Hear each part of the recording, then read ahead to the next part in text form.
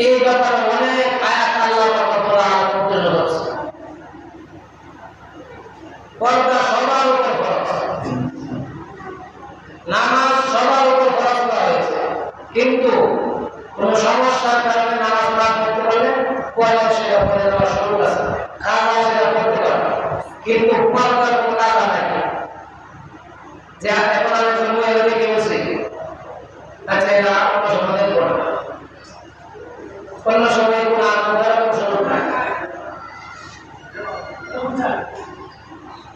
কারণ আল্লাহ পর্দা যার ভিতরে থাকবে না, পর্দা যে করবে না, সে জিনার গুনার মধ্যে মৃত্যু আগ পর্যন্ত একদিন সে করে। কারণ মানুষ গুনাতে আকৃষ্ট হয় তখনই যখন সে সচেতন ওই গুনার কাজগুলো সে দেখে।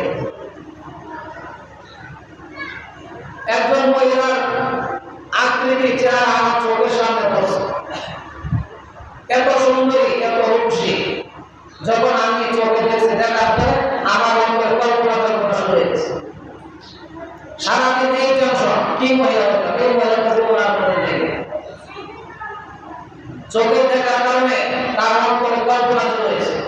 সর্বপ্রথম সে চোখের করা করছে, তারপরে সে কল্পনা করার কারণে অন্তরে সেটা গবেষণার কারণে অন্তরে করা আছে।